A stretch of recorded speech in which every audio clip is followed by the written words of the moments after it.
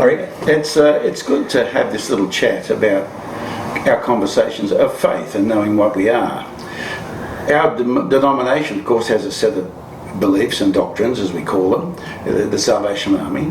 How do they differ from other churches?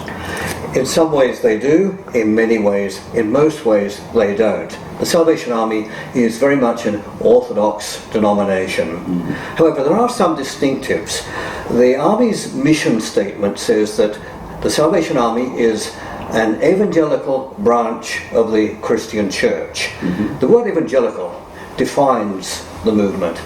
Now, the word itself has become very much misunderstood in recent times. It's, in some parts of the world, associated with political things. Mm-hmm. But at its best, the word evangelical means committed to the good news of Christ. Sure. And that defines the Salvation Army. Mm-hmm. The only denomination that I know of that has the word salvation in its name.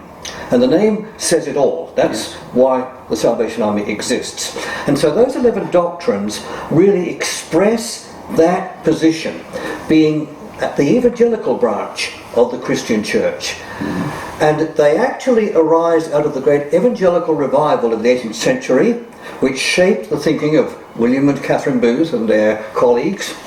And they can be summed up in 4 simple statements. The first is, all people need to be saved.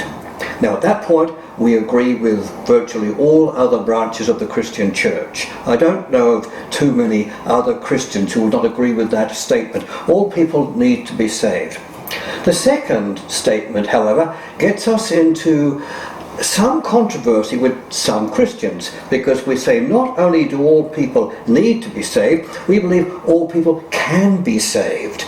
So there's no hint of God having chosen a select group to save and to reject the rest. So the concept of whosoever comes into That's right. And if you look at Romans, where Paul spells it out, in Romans 1:16, he actually uses that word. He says, I'm not ashamed of the euangelion, the gospel, the good news, which is the dunamis, the power of God. The very same power that you read about in the creation story is now at work in the lives of people.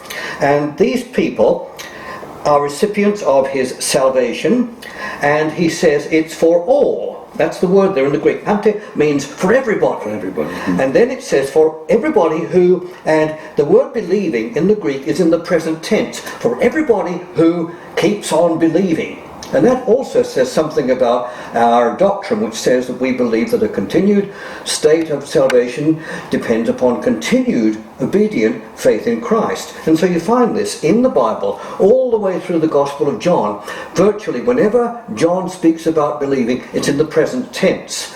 Those who keep on believing in me have everlasting life, you see. So you've got all people need to be saved, all people can be saved, not just a select few.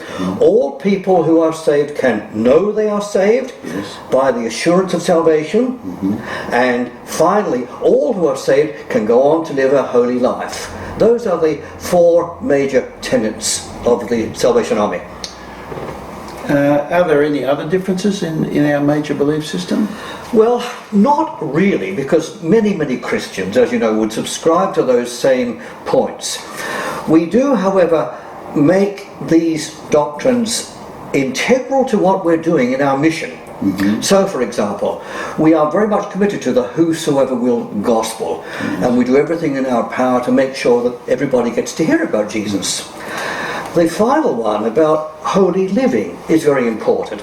I don't think too many other denominations have said as much about holiness of life as the Salvation Army. That's not to be proud or to draw attention to ourselves, but when the movement began, it began of a Sunday with 2 meetings, one in the evening to get sinners converted, and one Sunday morning to get people sanctified or made holy. And so we have a salvation meeting, or we used to have a salvation meeting and a holiness meeting. We even designed our buildings to reflect that theology, with a mercy seat to find Christ as Saviour, with a holiness table which symbolises that deeper expression of our faith when we seek to go on with God and be made like Christ, which is what we mean by holiness. So that's a distinctive. It's not all that different. You find other denominations who say similar things, but we insist on them.